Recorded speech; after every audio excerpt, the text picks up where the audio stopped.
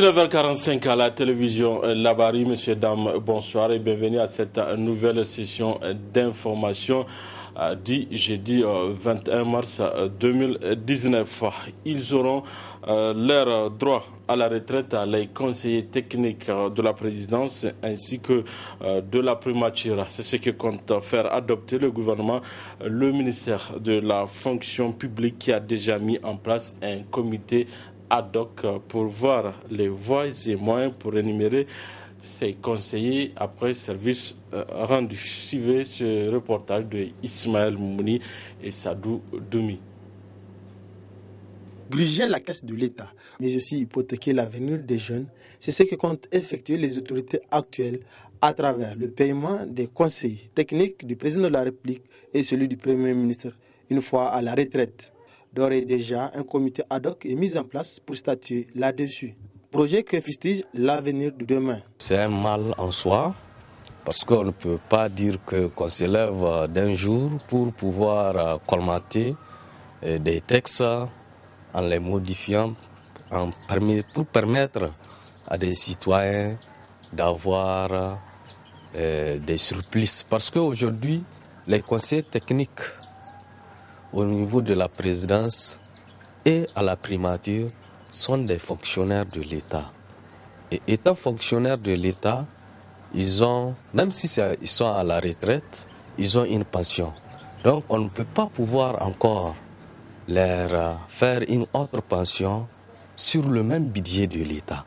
Alors qu'aujourd'hui, plus de 80% de la jeunesse est là sans emploi. Je trouve cette décision irresponsable et à la fois hypochondriaque parce que je ne peux pas comprendre qu'après servir l'État et ils ont pris leur retraite, je ne vois pas pourquoi l'État va encore continuer à les rémunérer parce qu'ils ont fini leur fonction. Et il y a des jeunes aussi, des jeunes diplômés qui sont capables d'être des conseillers à la présidence ou bien à la primature. Pourquoi ne pas recruter ces jeunes-là? Les jeunes invitent le gouvernement à renoncer à ce projet funeste qui va porter un coup dur sur l'économie du pays. Il y a des jeunes qui sont vraiment outillés, des diplômés qui sont là en train d'errer dans la nature.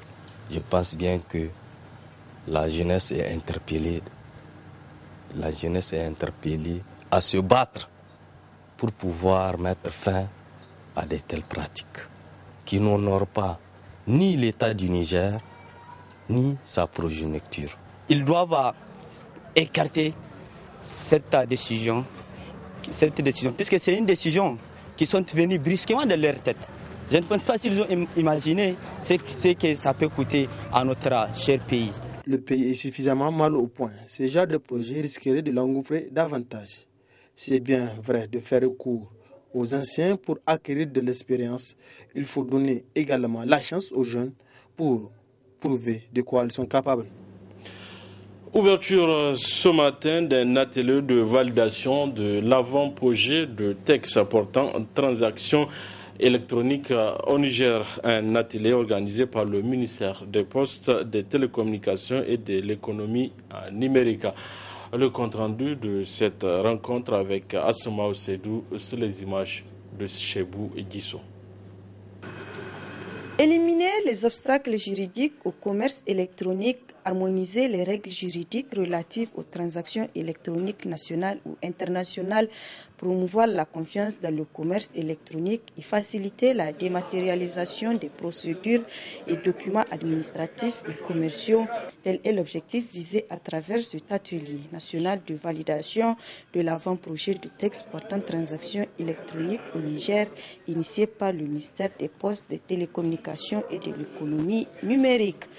Ces deux lois ont permis également de prendre en compte la convergence technologique entre les télécommunications classiques et l'informatique d'une part, et d'autre part d'apporter les adaptations nécessaires pour permettre à l'État du Niger de satisfaire à l'engagement de transposition en droit national des textes communautaires sur le TIC qu'il a ratifié tant au niveau régional qu'au niveau international.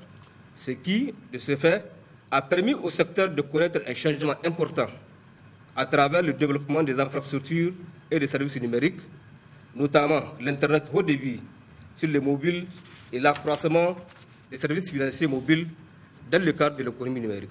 En effet, avec le développement des réseaux et services numériques et leur interconnexion, le nombre de transactions électroniques est en constante augmentation.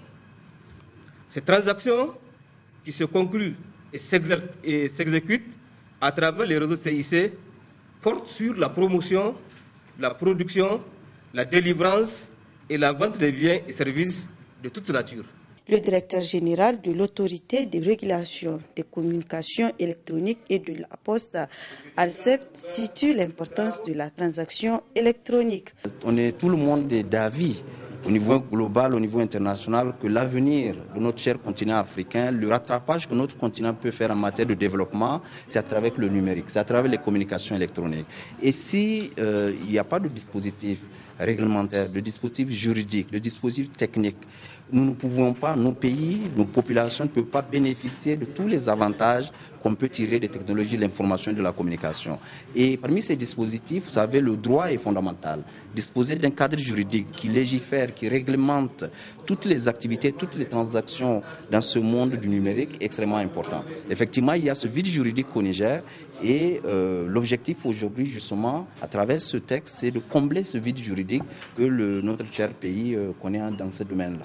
Espérons que les objectifs assignés à cet atelier seront pleinement atteints, et cela au grand bonheur des utilisateurs. Le centre arriéré de la BCAO a accueilli ces jours les élèves du CSP Kokaina pour la deuxième édition récréative dénommée Journée culturelle. Une journée dont la particularité est l'accoutrement traditionnel porté par tous les élèves. Le résumé de cette journée avec Arieta Salah et Ibrahim Abdou. C'est dans cette ambiance festive aux couleurs des accoutrements traditionnels que baignent les élèves du CSP Kokaina à l'occasion de la deuxième édition de la journée récréative dénommée Journée culturelle organisée par le CSP après un semestre de cours. Une manière pour le CSP Kokaina de détendre les élèves et de leur faire découvrir les accoutrements traditionnels du Niger, contribuant ainsi à la renaissance culturelle. L'objectif de cette journée, c'est de permettre d'abord aux enfants de se recréer, de s'amuser en utilisant les habits traditionnels ou d'accoutrements traditionnels. Cela permettra aux enfants de découvrir non seulement ce que les parents portaient avant et ce que les autres parents aussi portaient. Donc ça permettra aux enfants de s'amuser toute la journée, de se prononcer et de se découvrir eux-mêmes et de découvrir les autres. Nous avons d'abord des poèmes présentés par des enfants, des chants, des sketchs. Ensuite, il y aura un concours de musique traditionnelle, de danse, de musique traditionnelle. Il y aura également un défilé de mode, de tenues traditionnelles. Et ensuite, il y a le partage entre les enfants. Donc, chaque enfant est venu avec sa nourriture et partagera ça avec les autres. Ces genres d'initiatives du CSP Kokaina sont hautement appréciés par les parents d'élèves qui sont présents à cette journée récréative. Des parents qui se réjouissent de l'enseignement au CSP Kokaina. Je suis très contente. Les enfants sont éveillés, ils jouent bien. C'est ça même qui est bon. Il y a toutes les tenues, c'est ça qui est bon. Maintenant, l'enfant il va être motivé. Il sait qu'il y a les tenues traditionnelles. Même si tu lui demandes, il va te dire ah, ça c'est l'habillement de Jarma, ça c'est Hausa. Ça c'est béninois, ça c'est burkinabé, c'est même ça qui est bon. Ils enseignent très bien. Et puis les enfants apprennent vite. Ils parlent le français. Ils sont bien éduqués. Je suis vraiment satisfaite de cette journée parce que ça permet aux enfants de se distraire et de connaître les différentes ethnies de leur pays. Vraiment, je suis toujours satisfaite de leur enseignement parce qu'ils prennent bien soin des enfants. Ils leur apprennent ce qui est bien, ce qui n'est pas bien. Les enfants sont vraiment bien encadrés à l'école Kokaina. Et j'invite tous les parents d'amener leurs enfants à l'école Kokaina. Concilier la culture et l'éducation à travers cette journée renforce davantage l'apprentissage, selon le fondateur du CSP Kokaina. Nous avons fait 6 mois d'école, nous avons fait 6 mois de mathématiques, de français, de géographie. Maintenant, il faut que nous sommes en congé, il faut que les enfants se détendent. Et c'est très important pour un enfant de pouvoir s'amuser un moment et pour pouvoir continuer bien les cours. Cette deuxième journée culturelle dans un cadre bien choisi prouve à suffisance que le CSP Kokaina incarne la pédagogie, ce qui lui a permis de gagner la confiance des parents d'élèves. Créé en 2012, le CSP Kokaina a un effectif à 2000 élèves. De nos jours, on constate que les jeunes passent tout leur temps à jouer sur leur téléphone mobile en lieu et place des PlayStation et autres gadgets pour jouer. C'est ce qui nous rapporte Hamza Sakou dans ce reportage. Science sans conscience n'est que ruine de l'âme. Cette citation trouve bien sa place dans ce contexte où on constate que beaucoup de jeunes perdent leur temps à manipuler les téléphones, non pas pour des recherches ou autres avantages, mais plutôt pour des jeux. Les jeunes un peu partout, si vous les voyez, ils donnaient plus de temps à leur téléphone qu'avec ceux avec qui ils sont en train de causer. Et cela est dû à plusieurs facteurs. Souvent, ils sont connectés, mais pour la plupart du temps, ils passent leur temps à jouer. Cela est sans nul doute une perte de temps. Si vous le voyez, parce que le temps que la personne va consacrer à jouer pouvait lui permettre de faire autre chose. C'est une véritable perte de temps que ces jeunes sont en train de faire. De nos jours, les appareils ont quasiment remplacé la famille, pour parler comme les sociologues. Au lieu de s'occuper entre eux, ils vont essayer de voir. C'est-à-dire chacun va se concentrer sur son appareil en train de jouer ou en train de faire Facebook, WhatsApp. Parfois même, les gens ils perdent leur amitié à cause de ça. Et des jeux inutiles. Et certains perdent même leur académie. Parce qu'en étant en salle de cours, ils jouent. Ils regardent des vidéos en salle de cours. Ils ne s'occupent pas de ce qui les amène à l'école.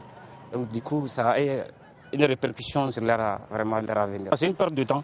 Du moment où on est parti à l'école pour étudier, et on n'a pas toute la journée à l'école, on a que quelques heures qu'on passe à l'école. Au lieu de rester, de garder ton appareil dans ta poche et aller, comment on appelle, après l'école, tu continues de jouer. En salle, tu joues. Même à la maison, il y a beaucoup des élèves qui échouent à cause des jeux vidéo.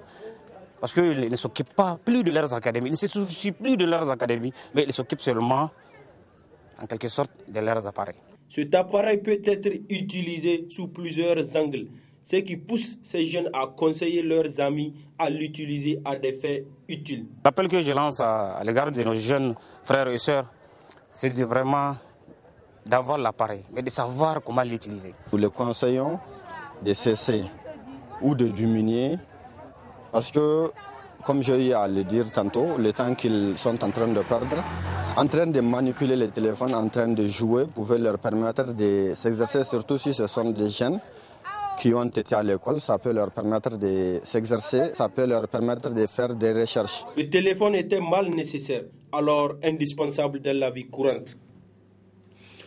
Le 23 mars prochain, le MENA national, dans le cadre des éliminatoires CAN Total Égypte 2019, affrontera l'Égypte sur les installations du stade général Seni Kounché.